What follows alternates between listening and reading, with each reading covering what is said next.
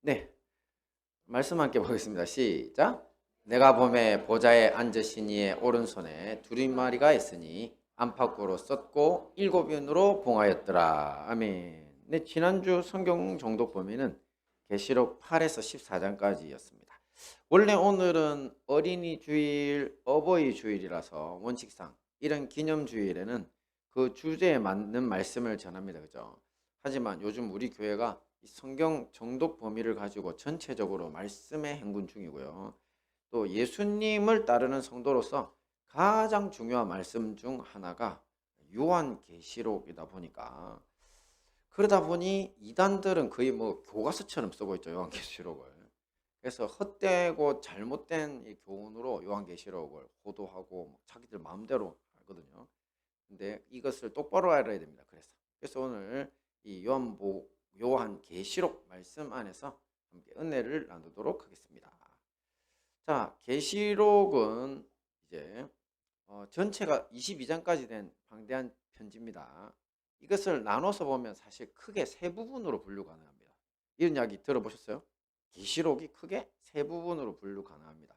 지난주에도 봤던 것처럼 1장은 이 편지가 계시, 곧 하나님 앞에 거룩한 기도의 소원을 가지고 의문을 가진 거죠.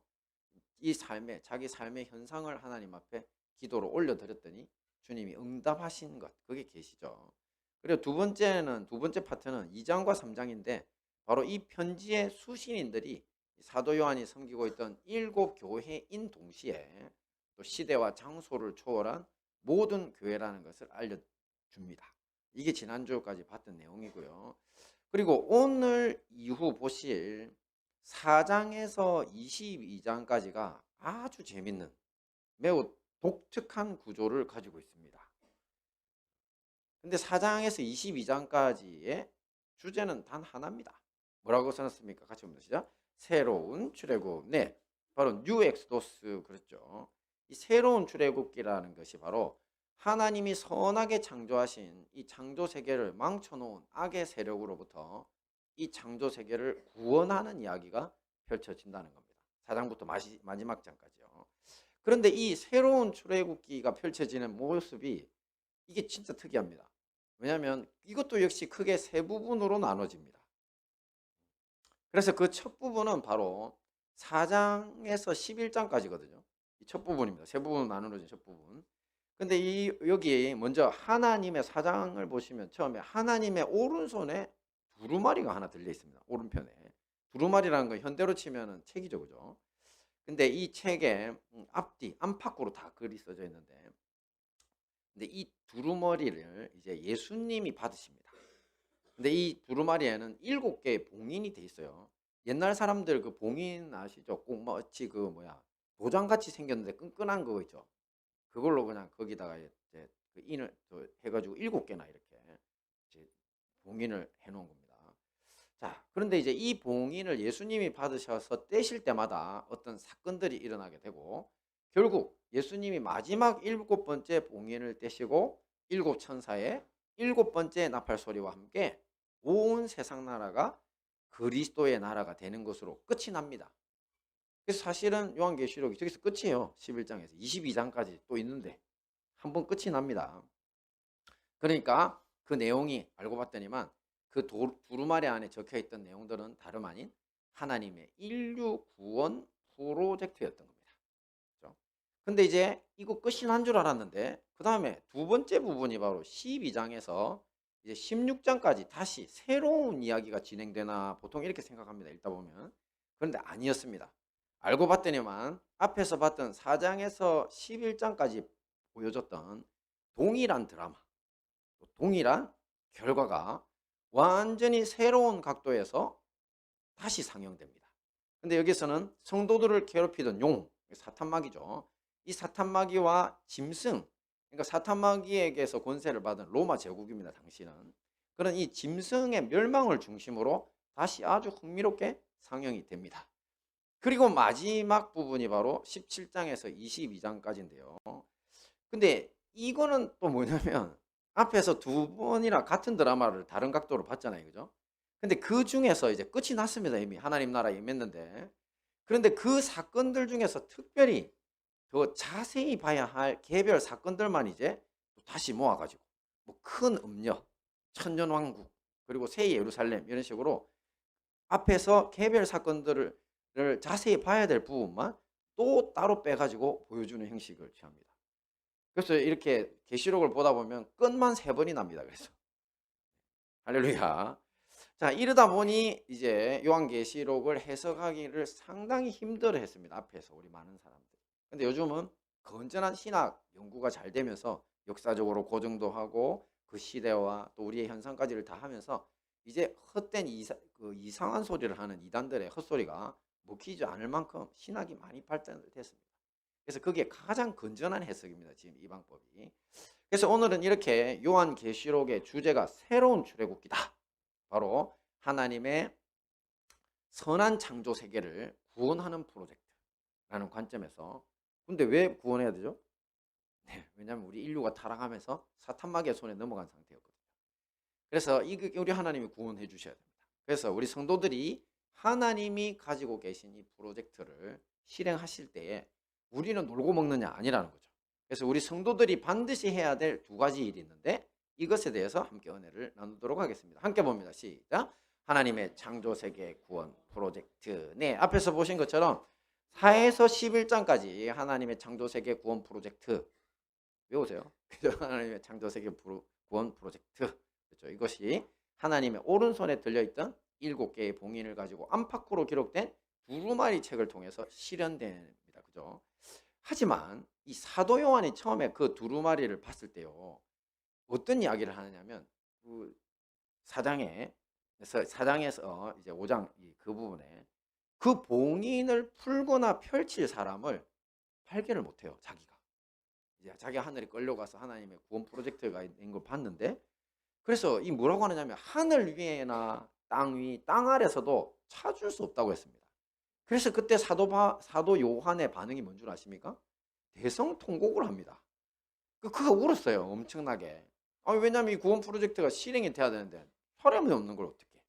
자, 이때 하나님의 보좌 곁에 있던 24명의 장로가 있습니다. 근데 이 24명의 장로는 24라는 장로는 뭐 곱하기 뭡니까? 12 곱하기 2입니다. 그죠? 그래서 이스라엘이 원래 12지파였고 예수님의 제자도 몇 명? 12명. 이들이 지금 하늘의 대표로 장로들로 이제 주님 보좌를 이렇게 감싸고 있는 겁니다. 그들 중에 한 사람이 사도 요한에게 울지 말라고 했습니다. 그러면서 이렇게 이야기합니다. 함께 봅니다. 시작. 유다 지파의 사자 다윗의 뿌리가 이겼으니 그 두루마리와 그 7인을 떼시리라. 네, 여기서 유다 지파의 사자 그랬죠. 진짜 라이언입니다. 그리고 다윗의 뿌리는 곧 누구를 일컫는 말이다? 많이 들어왔죠. 예수님을 일컫는 말입니다. 자, 그런데 여기 유다 지파의 사자라는 표현은요, 당시로부터 수천 년 된, 그러니까 사도 요한이 이 계시를 받던 때로부터 사실은 수천 년 된 예언과 관련이 있습니다. 다름 아닌 유대인의 조상 야곱이 이제 임종을 앞두고 자기 아들들을 불러서 12명의 아들들을 불러서 예언을 해주던 장면입니다. 바로 창세기 49장의 한 장면에서 왔는데요. 이때 야곱은 자신의 넷째 아들 유다에게 축복을 해주면서 유다는 사자 새끼라, 실로가 오시기까지 통치자의 지팡이가 그 자손에게서 떠나지 않을 것이다 라고 예언해 줬거든요. 근데 여기서 사자가 뭐를 상징한다고요? 절대 왕권입니다. 그리고 실로는 사실은 성소가 있던 장소거든요. 근데 그 실로가 안식처라는 뜻이 있습니다. 근데 사람에게 이렇게 적용을 했기 때문에 안식을 주시는 분, 곧 메시아 그리스도라는 뜻입니다. 자기들에게 참된 안식을 주실 분이라는 건 은유적인 의미죠. 자, 이 예언의 이후 어떻게 됐습니까? 유다 지파에서 누가 나왔죠? 다윗이 나왔잖아요. 그죠? 다윗 왕이 태어나서 왕과를 사자였다죠. 그죠? 절대 왕권을 이뤘고요. 그리고 메시아이신 예수님 역시 이 다윗 왕의 후손으로 세상에 오셨죠. 실로로 불렸던 그분입니다. 그분이 오시면서 이 수천 년 된 예언이 이루어졌던 겁니다. 자, 그렇다면 거기에서 다윗의 뿌리는 무슨 소린가요? 다윗의 뿌리는 다름 아닌 다윗을 창조하신 창조주라는 뜻입니다. 다윗을 창조하셨던 예수님이 다윗의 자손으로 세상에 오셨던 것입니다. 할렐루야. 신비죠. 그죠? 그래서 이것을 이사야서에서는 기묘라, 모사라, 전능하신 하나님이라 그랬죠. 세상에 태어난 아기의 이름이. 그가 바로 예수님인 겁니다. 자, 그러니까 이제 그 예수님이 하나님의 그 봉인되어 있는 두루마리 책을 받으셨습니다. 자, 그런데 우리는 이 지점에서 한번 고민해 봐야 합니다. 자, 앞에서 사도 요한이 7개 봉인 가진 하나님의 구원 프로젝트를 펼칠 신이 없다 그랬습니까? 천사가 없다 그랬습니까? 사람이 없다고 그랬습니까? 사람이 없어서 울었다 그랬잖아요. 그죠? 그러니까 하늘 위, 땅 위, 땅 아래 어디에서도 사람을 찾을 수 없어서 울었다고. 자, 이 부분을 유심히 살펴봐야 하는데요. 아니, 하나님의 창조 세계 구원 프로젝트면 뭐 하나님이 열어서 진행시키시면 되지. 그죠? 왜 굳이 계획 펼칠 사람이 필요하지? 그런데 그분이 예수님이래. 근데 사실 예수님이나 하나님이나 뭐 삼위일체 같은 분 아닌가요? 할렐루야. 고민 안 해봤죠? 네. 고민해야 됩니다. 자, 이 부분을 해결하기 위해 우리는 사실 성경의 맨 처음인 창세기로 돌아가 보면 바로 알 수 있습니다. 함께 봅니다. 시작.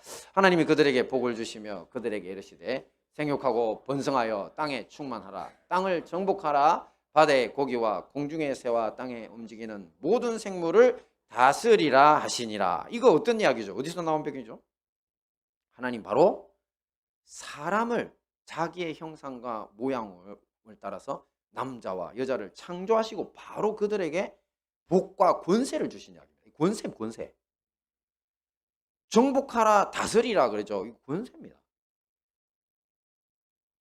자, 그때 우리가 옛날 창세기 공부할 때 하나님의 형상과 모양으로 창조됐다고 할 때 모양은 뭐라 그랬죠? 모양. 하나님의 모양으로 인간이 창조됐다. 바로 하나님의 성품이라고 그랬죠. 그래서 우리는 하나님이 느끼시는 감정, 그분이 가진 이성, 그것을 인간이 그대로 소유하고 있거든요. 하나님의 모양은 그분의 성품. 그래서 우리가 하나님의 성품이 거룩한 분이잖아요. 그래서 원래 인간은 거룩한 존재입니다. 그리고 화도 낼 줄 알고 기뻐하고 즐거워하고 다 하나님께로부터 우리가 받은 겁니다. 우리 아버지시거든요. 그래서 그 모양입니다. 그런데 하나님의 형상은 뭐라 그랬죠? 그거는 인류 문화적으로 찾아봤더니만 다름이 아니라 바로 왕이라고 그랬어요.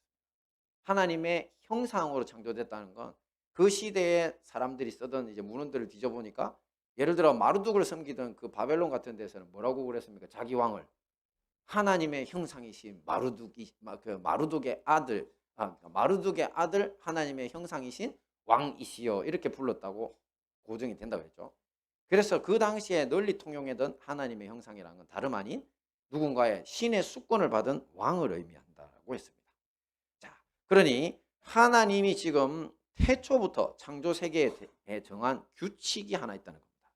그것은 다름 아닌 하나님이 창조 세계의 정복과 다스림에 관여하실 때는 반드시 사람을 통해 하신다는 겁니다. 하지만 문제는 우리 인류가 타락했다는 거죠. 인류사를 통틀어 우리 모두 아는 것처럼 인류는 하나님이 선하게 창조하신 세계를 이롭게 했습니까? 망쳤습니까? 막 망쳐놨던 존재죠. 어디까지 망쳤습니까, 여러분? 바로 처음 세상, 노아시대, 처음 인류가 바로 그 타락으로 말미암아 진노하신 하나님의 홍수 심판으로 멸망하는 데까지 망쳐놨습니다. 하나님 진노하셨잖아요, 그죠? 그러니까 우리는 지금 두 번째 세상을 살고 있다 그랬죠. 우리는 지금 두 번째 인류입니다. 처음 인류는 노아 가족밖에 안 남고 그 인류로부터 온 후손들이죠. 그래서 우리 할아버지는 누구다? 노아입니다. 네. 정확한 겁니다. 그거는. 자, 이 같은 상황에서 우리 인류와 전체 창조 세계에 있어서는 정말 절망적인 상황이었던 겁니다.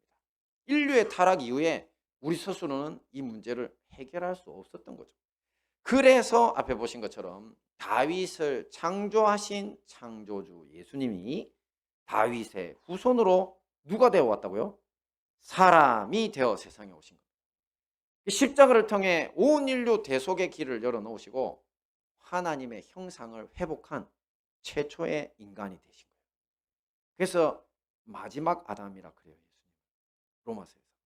처음 아담은 실패했는데 아담은 인간이잖아요. 그죠? 마지막 아담이 성공하신 거죠.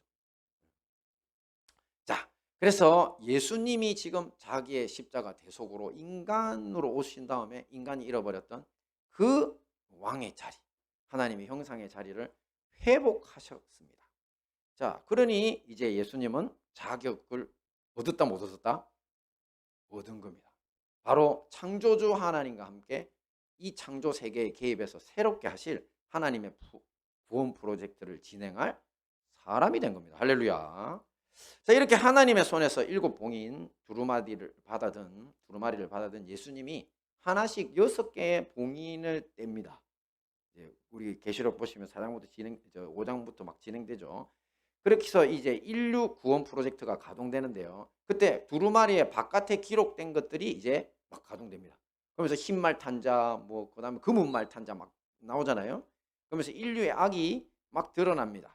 자, 그에 따라서 여러 사건들이 이제 진행되는 것을 계시록 6장을 통해서 볼 수 있는데요. 자, 그렇다면 이제 참된 인간이면서 창조주이신 예수님께서 이 모든 일을 시작했으니까 우리는 뭐 하면 됩니까?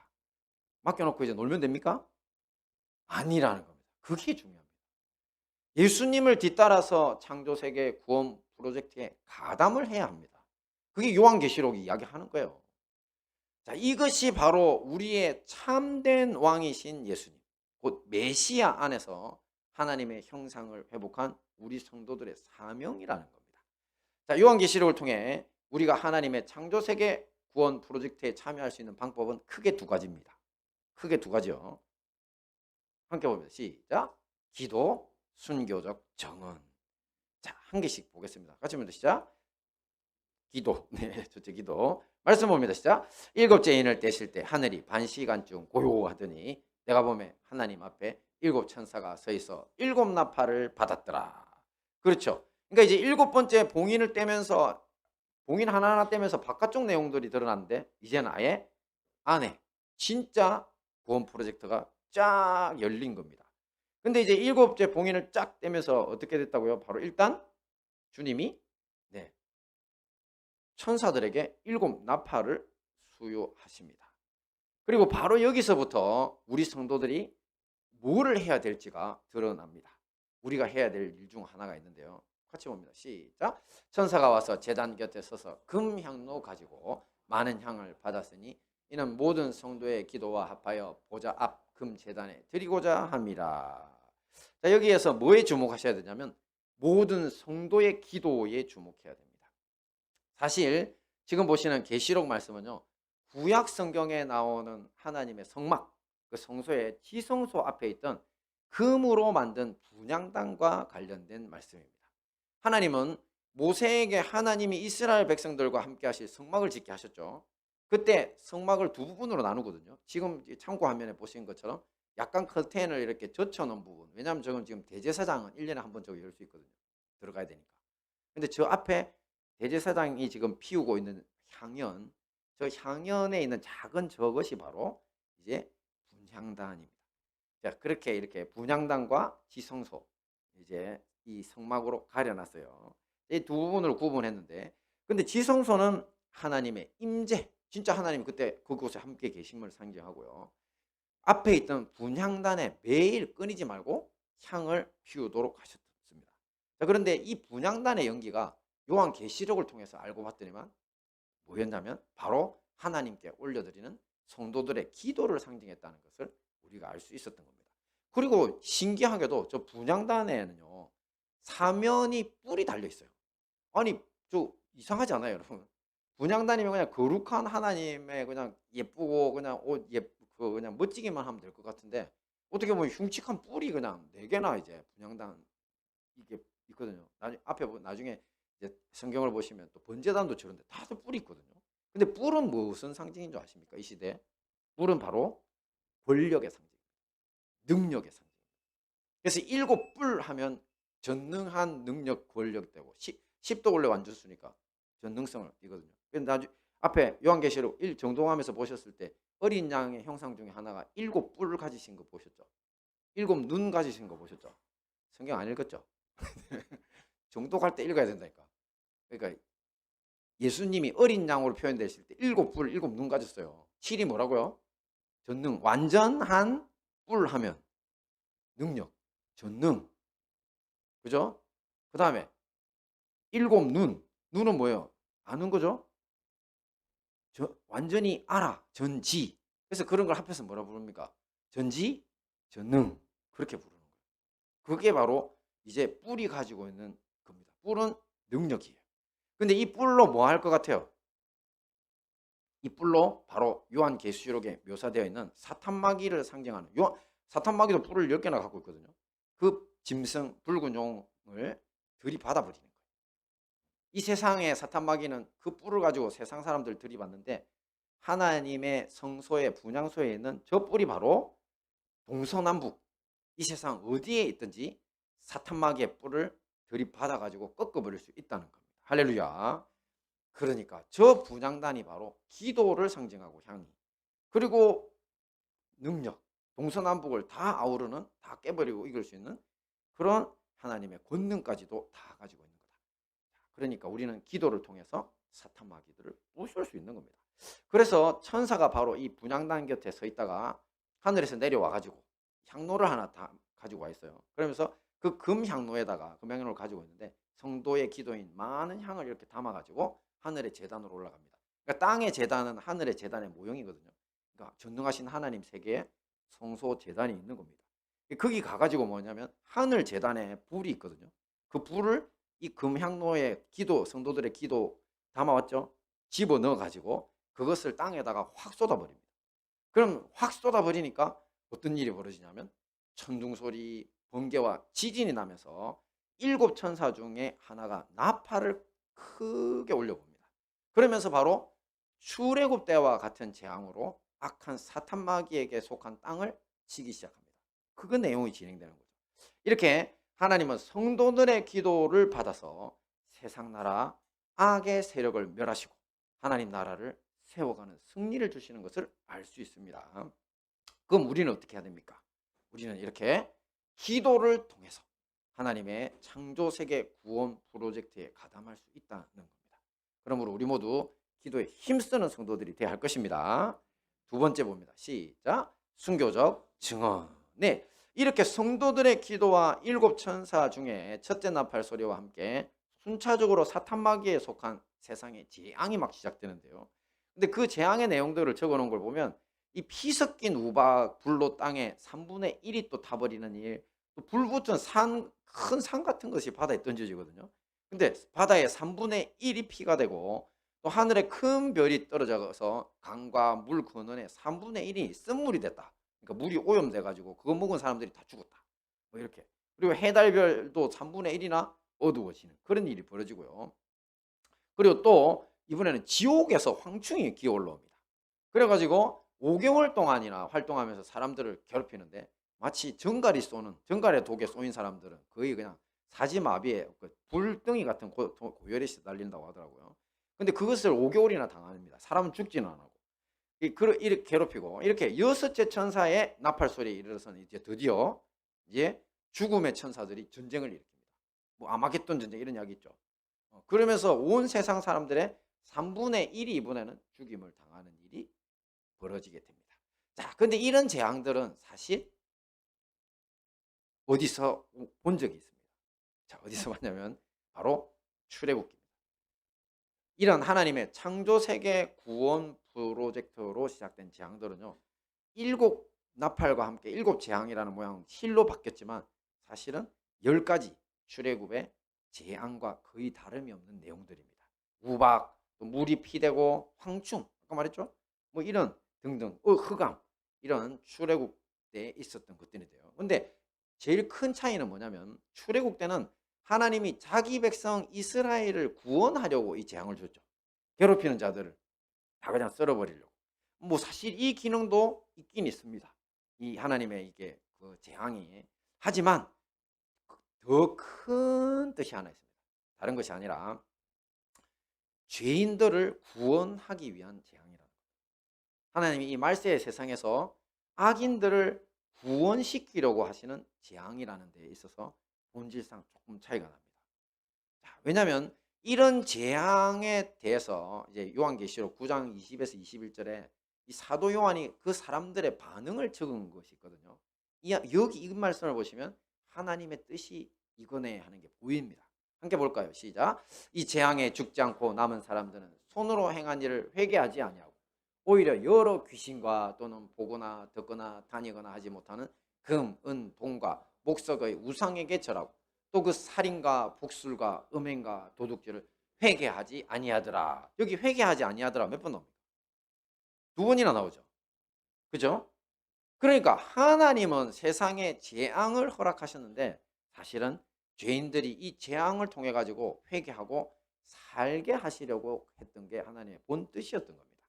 하지만 지금 보시는 것처럼 이렇게 무서운 재앙 앞에서도 죄인들은 회개한다 안 한다? 하나님의 계획은 성공이다 실패다? 실패입니다. 하나님의 계획은 실패했습니다. 그들의 악은 여전합니다. 살인과 복술과 음행과 도둑질 회개하지 않습니다.